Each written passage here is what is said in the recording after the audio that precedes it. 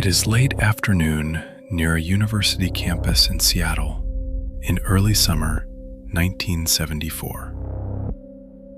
Sunlight moves between parked cars and brick buildings. Students cross the street with books held against their chests. A missing person notice is taped to a window near a coffee shop. No one stops to read it. By the time phone lines at the local police station begin to ring, the campus is already emptying for the evening. Seattle in the mid-1970s is a city built on movement. New apartments rise beside older neighborhoods. Freeways cut through hills. Ferries carry workers across the water every morning and every night. The population is young.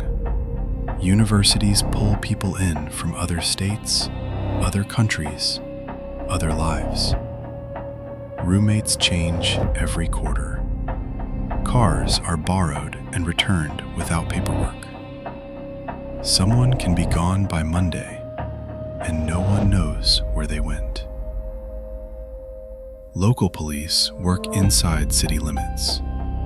County sheriffs cover the edges. State Patrol watches the highways that connect everything. Information moves slower than people do. The first report comes in January. On January 31st, 1974, a woman is found unalive near a lake just outside Seattle city limits. Lake Sammamish. Her name is Linda Ann Healy. She is 21. A missing person becomes a recovery. A file is opened. A date is circled on a calendar that does not yet feel important. Spring passes. Students move through the academic quarter. Boats fill the lake on weekends. The shoreline becomes crowded again. On July 14, 1974, Lake Sammamish fills with people. It is a warm Sunday. Families spread blankets. Students walk the shoreline. The parking lot stays full. That afternoon, multiple witnesses later describe the same man. He introduces himself as Ted. He asks for help carrying a sailboat to his car. A cast is visible on his arm. Some women decline and walk away. 2 do not. By evening, Denise Nasland and Janice Ott are gone. The park closes. Cars line up to leave. Police move through the crowd, collecting names and phone numbers. The lake keeps reflecting the sky. Being seen feels like safety, even when it is not. Descriptions spread across local news. A man with a cast. A tan Volkswagen Beetle. A name that might not be real. On campus, movement changes.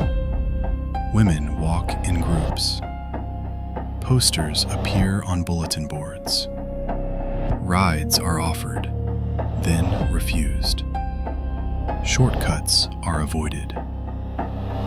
The calendar tightens without announcing itself. On August 16th, hikers find remains in a wooded area near Issaquah. They are identified as Denise Nasland and Janice Ott. The pressure moves outward. Detectives begin coordinating across departments: campus police, county investigators, state patrol. Media outlets connect cases that once lived in separate columns. The timeline compresses. In September, another student disappears near the University of Washington Library, Georgianne Hawkins. Friends wait, then they call. Her remains are found months later in a remote area outside the city. Pins spread across a map, urban streets to forest roads, parking lots to mountain foothills. Information degrades as it spreads. Witnesses remember details differently. A cast becomes a sling. The beetle shifts in color. The name Ted appears, then fades, then reappears. By October, the pattern leaves Washington. On October 2nd, 1974, Nancy Wilcox is reported missing in Salt Lake City, Utah. Weeks later, Melissa Smith disappears. Different city, different police department, the same fragments. Jurisdiction is not just a line on a map, it is a delay. In November, Carol DeRanch survives an attempted unaliving in a parking lot in Murray, Utah. She provides a description. A composite sketch is released. This time, the system gets a face. Information moves between states, files are copied, phone calls are made. The name enters print again. In January 1975, Ted Bundy is arrested in Utah in connection with the attempted unaliving of Carol DeRanch.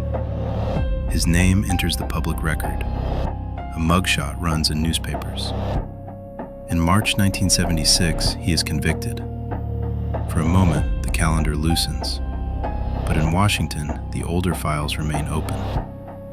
Evidence does not meet the threshold. No charges are filed. The cases stay open not because they are active, but because they never close. In 1977, Bundy is transferred to Colorado to face charges related to another disappearance. He is convicted and sentenced to life. The system marks the threat as contained. Then the system fails. In June 1977, Bundy escapes from a courthouse library. He is caught days later and moved to a different jail. On December 30th, he escapes again. This time, he is not found. The calendar stops counting dates and starts counting days. In January 1978, Bundy arrives in Tallahassee, Florida. It is a city shaped by government buildings and college campuses. Students move between dorms and bars. The academic year continues. On January 15th, 2 women are unalived at a sorority house. Others are injured. The case changes tone nationwide. Roadblocks go up. Campus is empty. News moves coast to coast. In February, a 12-year-old girl is unalived in Lake City, Florida. The pressure becomes national. Bundy is arrested later that month, charged, tried. The 1979 trial in Miami becomes a public event. Television cameras line the courthouse steps.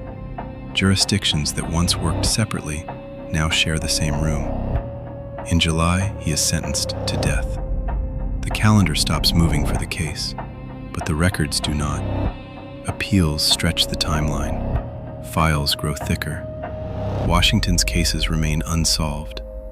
Utah's records sit in storage. Colorado's close with convictions. Florida becomes the version people remember.